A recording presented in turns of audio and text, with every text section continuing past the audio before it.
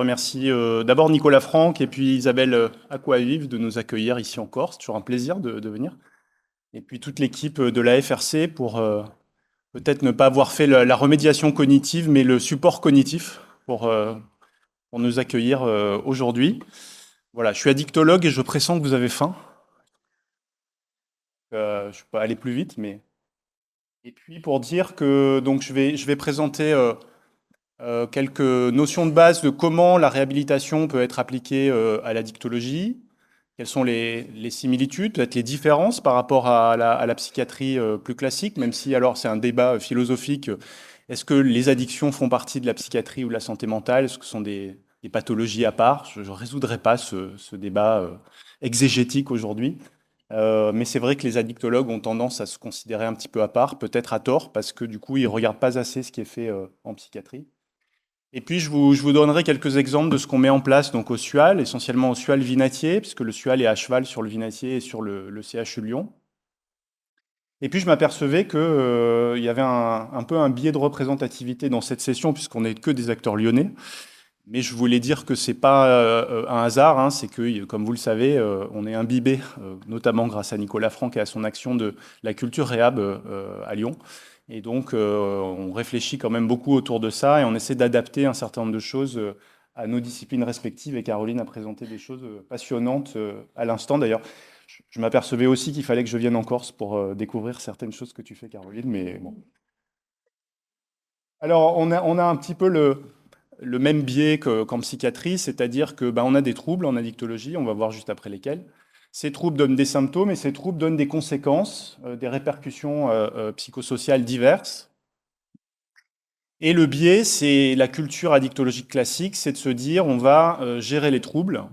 Alors évidemment, les troubles en addictologie, ça tourne beaucoup autour des substances ou des comportements, donc on va essayer d'arrêter ou de fortement réduire les comportements d'usage, les usages de substances. Et beaucoup d'addictologues se disent, ou beaucoup de soignants en addictologie se disent, une fois que ces troubles, une fois que ces usages vont s'arrêter, naturellement, les répercussions vont diminuer et l'environnement psychosocial va s'améliorer. Et je pense que je prêche des convaincus. Vous savez que c'est pas du tout aussi simple que ça. Et a fortiori en addictologie, pourquoi? Alors je vous propose, c'est juste pour conceptualiser les choses, hein, évidemment c'est qu'un modèle, mais de considérer que les addictions, c'est un trouble des rituels, de certains rituels sociaux. Vous avez donc des rituels sociaux dans toutes les sphères de vie, professionnelles, personnelles, loisirs, activités physiques, etc. Et toutes les activités, tous les comportements qui sont susceptibles de générer des troubles addictifs font partie à la base de rituels sociaux. D'accord? Hier soir, il y avait une soirée très sympathique. Un grand nombre d'entre nous avons bu de l'alcool. Ça ne fait pas autant pour nous, pas pour tous en tout cas, des addicts à l'alcool. Et on se surveille. Parce que la consommation d'alcool est ritualisée dans notre société à certains moments, hein. Donc hier, on a bu du vin. Là, si vous étiez venu avec votre pack de Cronenbourg, ça aurait fait un petit peu plus atypique. Donc il y a des codes sociaux qui définissent quand est-ce que ces rituels peuvent être honorés ou pas. Et finalement, le processus addictif, c'est un peu plus compliqué que ça en pratique, mais je vais essayer de trouver un pointeur, c'est un processus d'envahissement progressif de certains rituels sociaux associés à une récompense, à un plaisir, à un produit ou à un comportement, et qui vont envahir petit à petit la vie de l'individu et qui vont venir écraser les autres rituels sociaux. Et ça crée un phénomène de cercle vicieux, c'est que plus ces comportements de consommation ou ces comportements addictifs envahissent la sphère de vie, plus ça crée du vide, et plus ce vide laisse la place à ce comportement de manière de plus en plus exclusive. L'analogie que je fais souvent, ça vaut ce que ça vaut, mais vous savez, c'est comme les tissus envahis par des cellules cancéreuses. On peut se dire qu'un comportement addictif, c'est un comportement un peu cancéreux qui envahit l'ensemble des rituels de vie d'un individu. Et quand on prend en charge ces individus à un stade avancé, et en addictologie, souvent, on les prend en charge à un stade avancé, eh bien, on voit très bien sur des mois, des années, à quel point le comportement addictif a fait le vide dans la vie du sujet. Et quand on retisse un peu son histoire de vie, il nous dit, ou elle nous dit, oui, il y a 5 ans, il y a 10 ans, j'avais un travail, j'avais une vie de famille, je faisais tel et tel. Et petit à petit, j'ai perdu tout ça. Alors, c'est évidemment très important parce que la prise en charge, elle s'accompagne soit d'un arrêt encadré de la substance ou du comportement, soit d'un accompagnement vers la diminution progressive de la fréquence et de l'intensité du comportement ou de l'usage de substances. D'accord ? Mais je pense que vous comprendrez ça très, très naturellement. Si on arrête ce comportement d'un coup, eh bien, qu'est-ce qui va rester? Il va rester le vide, d'accord? Puisque il n'y a plus grand-chose, évidemment variable selon les niveaux d'addiction et puis les individus, mais souvent, il n'y a plus grand-chose dans la vie du sujet. Et donc, il faut retisser de la ritualisation sociale, il faut retisser des habitudes qui vont être protectrices, peu importe que la personne continue ou ne continue pas à utiliser son produit ou à avoir le comportement qu'il a mis en situation addictive. Évidemment, le pronostic est meilleur quand il y a au moins une période d'arrêt complet du comportement addictif, mais certains usagers ne veulent pas ou ne sont pas prêts à ça. Donc on essaie de les accompagner en fonction de leurs demandes et de leurs besoins, et certains sont plutôt dans une demande de réduction. Ça ne veut pas dire qu'il ne faut pas retisser aussi un certain nombre d'aspects de ritualisation sociale. Alors, dans tous les services d'addicto, on fait déjà un peu ça, hein, mais parce qu'il y a des assistantes sociales, dans certains services, il y a des accompagnants d'activités physiques adaptées, il y a des diététiciens, donc c'est pas complètement nouveau, mais là où il manque, à mon avis, vraiment une approche réhab similaire à ce que vous faites, vous, en santé mentale, en psychiatrie, c'est d'inscrire ça dans un projet thérapeutique individualisé et contractualisé avec l'usager. Et c'est ce qu'on essaie de s'efforcer à faire au SUAL, au Vinatier. Et donc, on a repris un concept qui existe en réhabilitation santé mentale, qui est le concept du bilan initial, ou nous on appelle ça de l'inventaire, c'est-à-dire que on va faire un état des lieux de ce qui pose problème dans la vie du sujet, à la fois au niveau clinique, au niveau fonctionnel, on va le voir, mais aussi de ses points forts, parce que chaque sujet, chaque individu a aussi des ressources, et c'est important de les identifier et de lui en faire une restitution, et d'établir un bilan partagé, un bilan global partagé, aussi bien clinique que fonctionnel, sur lequel on s'accorde et qui permet de fixer des priorités dans le contrat de prise en charge initial. Évidemment, ces priorités sont définies par l'usager lui-même, hein, mais dans un dialogue avec l'équipe soignante. Et sur la base de cette restitution, on établit un projet de soins qui va évidemment porter sur la question des consommations de substances, mais qui va aussi porter sur la question de la réhabilitation cognitive et fonctionnelle. Ce projet de soins, et ça c'est très important, et je pense que hors réhab, il y a un vrai manque par rapport à ça en psychiatrie et aussi en addictologie, c'est de fixer des objectifs, et notamment de fixer des objectifs d'arrêt de certaines prises en charge. À partir du moment où on a atteint tel ou tel critère, tel ou tel objectif initialement fixé, la prise en charge s'arrête parce que dans les XAPA, qui sont nos équivalents addictologiques des CMP, on voit beaucoup de patients, parfois, qui sont encore suivis après 10 ans ou 20 ans d'initiation de prise en charge. Et des fois, ils ont 10 ans d'arrêt du produit. Donc, on peut questionner l'objectif thérapeutique. On essaie de le faire de manière douce et naïve, parce que des fois, ça suscite des réactions d'incompréhension de nos collègues, mais c'est très important de fixer a priori les objectifs. Évidemment, tout ça n'est pas rigide et doit fluctuer en fonction de l'évolution du patient et de ce qui se passe dans sa vie. Mais c'est très important quand même de définir jusqu'où on va et une fois qu'on a atteint des objectifs prédéfinis avec le patient, de s'arrêter. Alors, c'est par là, je crois. C'est pas intuitif. Donc notre inventaire, là je vous apprends rien, il est un peu basé sur la même chose que en santé mentale, pour faire très simpliste. Il est clinique, évidemment, clinique addictologique, mais clinique extra-addictologique, puisqu'on va évaluer aussi les répercussions psychiatriques et les répercussions, entre guillemets, somatiques, hein, puisque vous savez que les usages de substances sont pourvoyeurs de pathologies médicales très diversifiées, aussi bien très générales comme l'hypertension artérielle, les problématiques métaboliques, hein, ou alors des problématiques plus spécifiques de chaque substance, donc par exemple la cirrhose du foie ou l'atteinte hépatique dans l'alcool, d'autres types d'atteintes par exemple pour la cocaïne, etc. On va faire une évaluation fonctionnelle, alors qui n'est jamais complète, hein, mais on va essayer de cibler les aspects fonctionnels les plus importants, ceux qui nous semblent les plus importants dans la vie du sujet. Et puis, il y a aussi l'évaluation cognitive. Alors, on ne fait pas de bilan neuropsychologique complet pour tous les patients. Vous savez très bien pourquoi, hein. C'est très long de faire un bilan neuropsychologique complet. Donc, on le fait au cas par cas selon les besoins. Et donc, je reprends une échelle un peu similaire à celle que j'ai vue un peu plus tôt, où on part de choses extrêmement basiques. Et quand je dis basique, c'est pas péjoratif, hein, fondamentales, sur des processus cognitifs très ciblés, fonction par fonction, quand on fait des bilans neuropsychologiques, et on essaie d'avoir une évaluation qui couvre tout le champ et qui va jusqu'à des aspects de fonctionnement psychosocial complexes. On se base beaucoup sur des auto-questionnaires, d'abord parce que ça nécessite moins de temps de soignant et qu'on a mis en place un système où les patients soit se connectent à distance avant d'avoir leur consultation médicale, soit en salle d'attente ont des tablettes où ils peuvent rentrer des auto-questionnaires.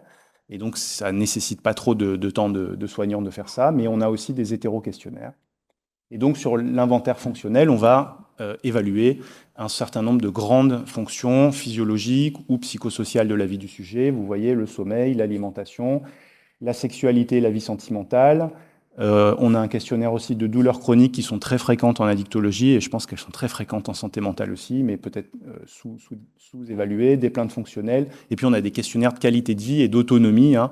Je ne vais pas détailler tous les questionnaires qu'on a, mais notamment on a le WODAS pour l'autonomie sociale. C'est là. Et puis le WOCOL Bref qui est probablement utilisé aussi en réhabilitation. Je crois qu'il y a des outils spécifiques de qualité de vie que vous utilisez en réhabilitation. Nous, on utilise le WOCOL qui est probablement pas la meilleure échelle, mais c'est comme ça. Alors, ça, je passe parce que c'était pour d'autres présentations, mais je pense que c'est pas très intéressant ici. Ce que je veux seulement dire, c'est que souvent, on a des réticences à l'idée d'utiliser des questionnaires parce que ça fait perdre du temps, etc. Mais en fait, quand on sait bien placer ces questionnaires dans la prise en charge du patient, ça fait gagner du temps parce que ces questionnaires font l'objet après, comme je l'ai dit, d'une consultation médicale de restitution et ça sert de support à l'entretien avec le patient et ça nous sert à dépister des problèmes qu'on ne va pas forcément dépister dans un entretien médical non structuré, hein. Faire passer un PSQI, par exemple, on ne fait pas de passer de PSQI. Donc, les troubles du sommeil, on peut poser la question au patient, est-ce que vous avez des troubles du sommeil? Mais ça reste extrêmement grossier comme évaluation. Les troubles sexuels, par exemple, qui sont des troubles extrêmement fréquents en addictologie, hein, parce que notamment les substances agissent beaucoup là-dessus, en particulier chez les hommes. C'est des questions qui sont un peu sensibles. Tous les soignants ne sont pas très à l'aise pour aborder ce type de sujet. Donc, utiliser les auto-questionnaires, ça peut être un média intéressant, un médium intéressant. Bon, ces questionnaires-là, vous les connaissez. Je vais rentrer un tout petit peu plus dans les détails, juste pour vous donner des exemples, parce que je n'ai pas le temps de vous présenter tout le parcours qu'on fait échelle par échelle, mais vous voyez, pour le sommeil, on utilise deux échelles principales. Une échelle globale d'évaluation de la qualité du sommeil, le Pittsburgh, que vous connaissez très probablement, hein, qui est assez large dans l'évaluation qu'il fait du sommeil du patient et qui va explorer plusieurs dimensions. Donc ça, c'est intéressant à reprendre en qualitatif aussi, item par item avec le patient. Et puis, on utilise le questionnaire de Berlin, qui est un questionnaire validé pour le dépistage du syndrome d'apnée du sommeil, qui est très fréquent, hein. On considère que 15 à 20% des usagers des patients qui ont des troubles d'usage de substances ont une apnée du sommeil, parce que les substances influent sur les centres de respiration. Souvent, il y a des problèmes de surpoids, des obstructions bronchiques, parce que beaucoup de patients sont fumeurs, de tabac ou de cannabis. Et donc, c'est important d'aller dépister ces apnées du sommeil. Ça peut beaucoup jouer sur la qualité de vie et les symptômes psychiatriques, comme vous le savez probablement déjà. Quand c'est nécessaire, on ne le fait pas systématiquement. On a une psychologue qui est formée en sommeil et donc qui utilise des calendriers de sommeil. En fait, le schéma qu'on a mis en place, c'est qu'on fait un bilan donc, avec le Pittsburgh et le Berlin. Et quand le Pittsburgh est anormal, il est souvent anormal, on propose aux patients une première étape qui est un ensemble d'une dizaine de séances TCC avec calendrier de sommeil pour améliorer le sommeil du patient. Évidemment, on peut faire aussi le ménage un petit peu dans les psychotropes qu'a le patient, parce que des fois, c'est pas que les substances qu'il consomme, c'est aussi tous les cocktails de médicaments qu'on peut retrouver et qui sont pas toujours d'une utilité flagrante. Et si jamais ça marche pas, eh bien, on a un partenariat avec le centre du sommeil du Vinatier, hein, où il y a un médecin qui est formé à la dictologie et qui a une double casquette et peut prendre en charge ses patients avec ses collègues. Pour l'apnée du sommeil, d'abord, on n'est pas pneumologue, et puis il faut un complément de bilan par une polysomnographie. On n'a pas de polysomnographie dans le service d'addictologie, donc si le bilan de Berlin, donc de l'apnée du sommeil, est positif, tout de suite on oriente vers le centre du sommeil. En pratique, le retour des patients, quand même, est très important sur ce schéma mis en place, parce que quand on améliore leur sommeil, eh ben, ça joue évidemment sur leur qualité de vie, leur bien-être mental, leurs troubles psychiatriques associés et évidemment leurs troubles addictologiques. Deuxième grande valence, et qu'on va beaucoup développer là, parce qu'on ouvre un HDJ qui va beaucoup porter là-dessus, c'est l'activité physique. On a l'avantage au Vinatier d'avoir un immense parc avec des plateformes de santé mentale, de santé physique, pardon, dont certaines sont portées par le pôle centre. Et donc, on veut développer un axe prioritaire sur l'activité physique et la réhabilitation par l'activité physique chez les personnes atteintes de troubles d'usage de substances. On a un partenariat aussi avec un SMR qui, pareil, a un immense plateau technique. Alors là, je vous ai mis une méta-analyse en psychiatrie. Malheureusement, on n'a pas ça encore en addictologie, mais vous voyez quand même, donc ça, c'est l'ensemble des études. Toutes, ou quasiment toutes, montrent un effet très positif de la reprise d'activité physique sur l'amélioration de l'état psychique des personnes atteintes ici de troubles de dépression, anxiété. Je pense que c'est une évidence pour vous. Malheureusement, beaucoup de services d'addictologie ne se préoccupent pas du tout de ça, ou ça reste extrêmement marginal. Alors nous, on évalue deux choses pour l'activité physique. On a un questionnaire structuré international qui est l'IPAC, un des 2-3 questionnaires les plus connus sur l'activité physique adaptée, excusez-moi. Et on se base aussi sur l'IMC. Et donc notre protocole d'orientation, je reviendrai là-dessus après, c'est que soit l'IPAC est bas, et donc IPAC bas, c'est qu'il faut vraiment faire très peu d'exercice. Beaucoup d'entre nous qui avons une activité physique modérée, pour ceux même qui ne courent pas ou qui ne font pas de sport régulièrement, une activité physique intermédiaire, donc IPAC bas, c'est quand même très bas, ou un IMC supérieur ou égal à 30, donc qui signe une obésité. Il y a une rencontre avec l'une de nos enseignantes d'activité physique adaptée, qui définit s'il y a un besoin de prise en charge, évidemment selon ce que souhaite le patient, et qui va pouvoir proposer soit un conseil, c'est parti pour la gym tonique, qui va soit proposer un conseil individualisé, voire des accompagnements individualisés. C'est plus rare parce que c'est très chronophage pour nos APA. Et puis il y a des groupes de 8 à 10 séances de maximum 8 participants, où il y a une remise en place d'activités physiques adaptées. C'est utile. Je rejoins ce qui a été dit tout à l'heure sur la remédiation cognitive. J'y viendrai après la remédiation cognitive. C'est compliqué d'affirmer que c'est utile sur le long cours à partir du moment où ça n'initie pas une reprise spontanée d'activité physique régulière chez le patient. Et nos APA essaient de travailler là-dessus, mais évidemment, elles ne peuvent pas garantir que ça va fonctionner. Ça, c'est un papier qu'on a passé il y a un an ou deux dans une revue internationale, où en fait on regardait le profil des IPAC bas, donc des gens qui avaient un IPAC bas sur notre cohorte de l'époque qui était de 600 ou 700 patients, donc qui étaient évalués en baseline, et donc on a le score IPAC, et puis on a des scores d'anxiété, dépression, impulsivité, des scores de qualité de vie, des scores addicto. Et en fait, ce qu'on montrait, c'est que l'IPAC bas est globalement associé avec tous les marqueurs de sévérité addictologique classique, que ce soit la sévérité des troubles addictologiques, mais aussi la sévérité des comorbidités psychiatriques. Vous voyez, l'anxiété là était très associée, l'impulsivité très associée, les troubles du sommeil associés. Et alors la qualité de vie, c'était extrêmement associé, évidemment négativement associé, avec le fait d'avoir une activité physique insuffisante. Il n'y a pas évidemment dans ce type de papier d'imputation causale, c'est pas parce qu'ils font pas d'activité qu'ils sont dans cet état, mais ça veut dire que globalement, les personnes qui sont en activité physique très faible sont des personnes qui ont des niveaux de sévérité globaux, cliniques, très élevés, plus élevés que les autres. Alors j'en viens sur l'évaluation neuropsychologique et la remédiation cognitive. J'aurais pu faire 20 minutes là-dessus, mais l'idée c'était de faire un aperçu global sur l'ensemble des aspects de réhabilitation psychosociale. Alors je suis désolé de ce tableau qui est un petit peu complexe, mais qui vous montre comment on essaie de réfléchir en addictologie. Donc en addictologie, vous avez beaucoup, dans les addictions, d'impact neuropsychologique, à la fois des substances elles-mêmes et puis du processus addictif, d'accord ? Mais peut-être, à la différence de troubles psychiatriques plus ancrés dans le temps, quand vous arrêtez les substances, vous avez très très fréquemment une récupération dans l'année qui suit l'arrêt de la substance.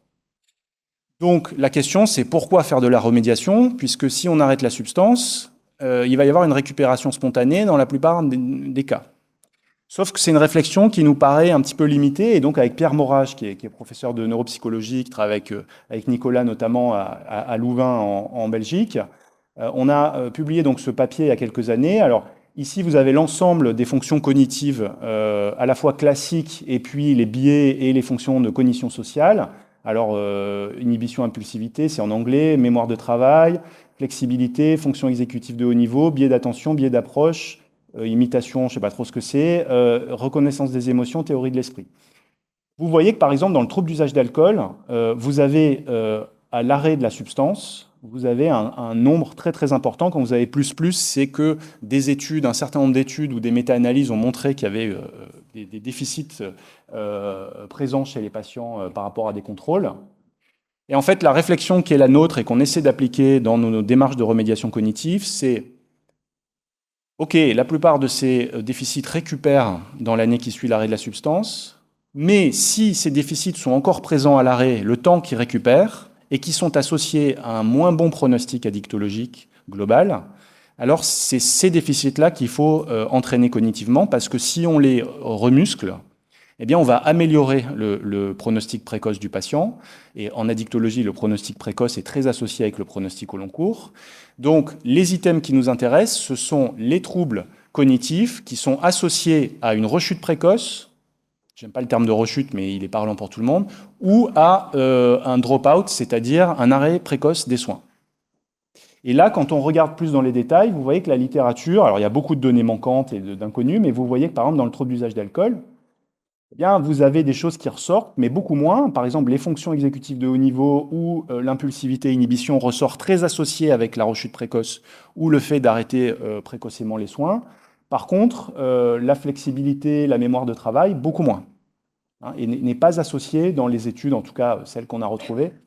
Voilà. Donc, un autre argument, c'est que si vous dites que vous voulez faire de la remédiation cognitive chez quelqu'un qui vient d'arrêter l'alcool, et que vous voyez que quasiment toutes les fonctions cognitives sont altérées, ben vous allez faire 400 heures de remédiation cognitive par jour.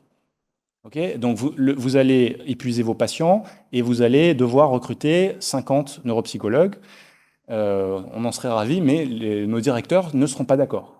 Donc il faut avoir une action ciblée et se focaliser sur les fonctions cognitives qui sont les plus importantes. Et comme je le disais, notre choix, qui est discutable, hein, c'est de se focaliser sur les fonctions cognitives qui ont été de manière scientifiquement démontrée associées à une rechute précoce ou à un arrêt précoce des soins.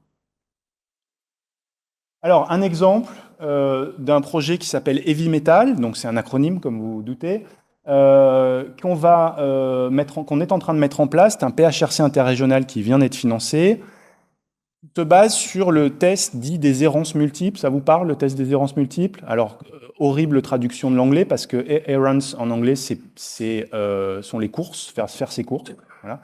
Donc, en fait, c'est le test des courses multiples, ou le test des commissions multiples. Cette commission, c'est un terme ambigu. Donc, test des courses multiples, qui consiste soit à faire en papier-crayon le travail avec le patient, mais le vrai test, c'est de prendre un patient, de l'amener dans un supermarché avec la liste de courses, et on lui dit « vous nous ramenez les ingrédients ». Et on mesure un certain nombre de paramètres. C'est un test, alors les professeurs de neuropsychologie se bouchent le nez avec ce type de test parce qu'ils jugent que c'est des évaluations sales, parce que ça évalue tout un tas de fonctions, alors les fonctions exécutives, mais aussi tout un tas d'autres fonctions, notamment sur les habiletés visuelles, etc. Mais c'est un test qui a un grand intérêt pratique parce qu'il est écologique. Hein, et que ça aussi, c'est un débat qu'on pourra avoir. Développer des outils de remédiation cognitive où on fait faire des tours de Londres pendant 10 heures à des patients, c'est peut-être très intéressant pour la recherche, mais est-ce qu'on est sûr que ça va les aider à gérer leurs papiers, à faire leurs courses, à payer leurs impôts? C'est, sauf erreur, hein, mais je ne connais pas toute la littérature en psychiatrie, je ne suis pas sûr que ce soit démontré. Donc peut-être que c'est intéressant de partir sur des tests écologiques qui certes sont sales et donc ne plaisent pas aux chercheurs en neuropsychologie, mais ont peut-être le mérite d'être de plus collés aux besoins quotidiens de nos patients. Le problème du test des errances multiples, c'est que c'est très bien de mettre un patient au supermarché, mais c'est pareil, vous ne pouvez pas mettre tous vos patients dans un supermarché, il faut négocier avec le supermarché, il y a des responsabilités, c'est très coûteux en termes de personnel, il y a les transports aussi, il faut les amener en ambulance, etc., ou en VSL, donc en pratique, ce n'est pas utilisable. Et je dis aussi une chose, c'est que le MET, donc en anglais c'est Multiple Errands Test, c'est un test d'évaluation à la base. Et donc, ce qu'on veut faire, c'est, on a un partenaire qui est un partenaire industriel qui a développé un environnement de supermarché en réalité virtuelle.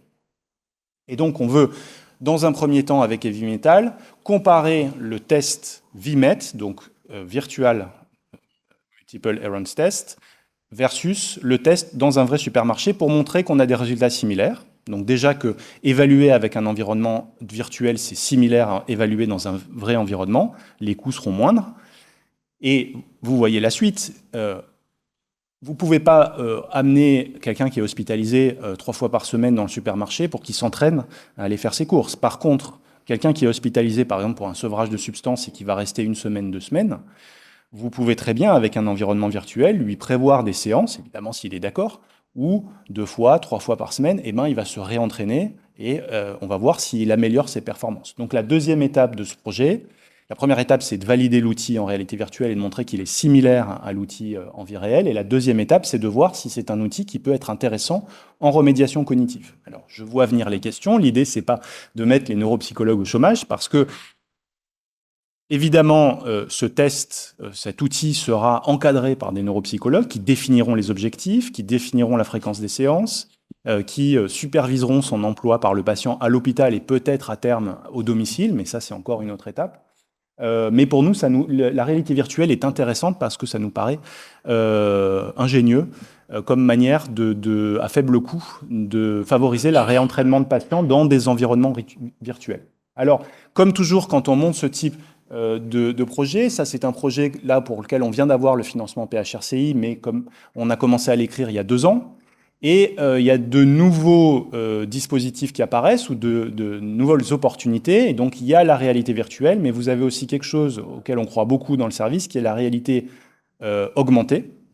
Et donc, la réalité virtuelle, c'est vous êtes plongé dans un environnement 3D. La réalité augmentée, c'est vous avez des lunettes qui vous font voir ce que vous voyez en temps normal et qui projettent sur la vraie scène visuelle des choses qui n'existent pas. Hein. Donc, par exemple, sur la table, là, on va mettre une bouteille de vin ou un rail de cocaïne pour voir si ça entraîne du craving, donc de l'envie de consommer, etc. Autre point qu'on veut développer, pour l'instant c'est extrêmement, c'est à un stade purement de recherche, sont les cognitions sociales. Elles sont altérées chez les personnes atteintes de troubles d'usage de substances. Reste 2 minutes. J'ai fini. Alors, à cause des comorbidités très probablement, mais aussi à cause de l'effet des substances, oui, ça fait un...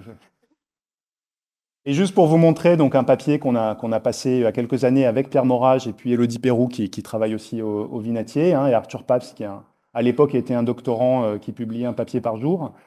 C'était que donc les personnes atteintes de troubles d'usage de l'alcool sévère avaient des biais d'attribution hostiles, hein, c'est-à-dire que ils avaient tendance à considérer faire des fausses interprétations sur l'état mental des autres à leur encontre. Alors, on n'a pas pu regarder si c'était lié aux comorbidités psychiatriques, aux effets de l'alcool, si ça s'estompait dans le temps, etc. Mais évidemment, pour des raisons peut-être un petit peu similaires à celles que Caroline a précisées pour la population TND, dans une perspective de reprise de socialisation, avoir des biais attributionnels hostiles, c'est pas idéal quand on veut faire un entretien d'embauche ou qu'on veut essayer de se rabibocher avec sa famille.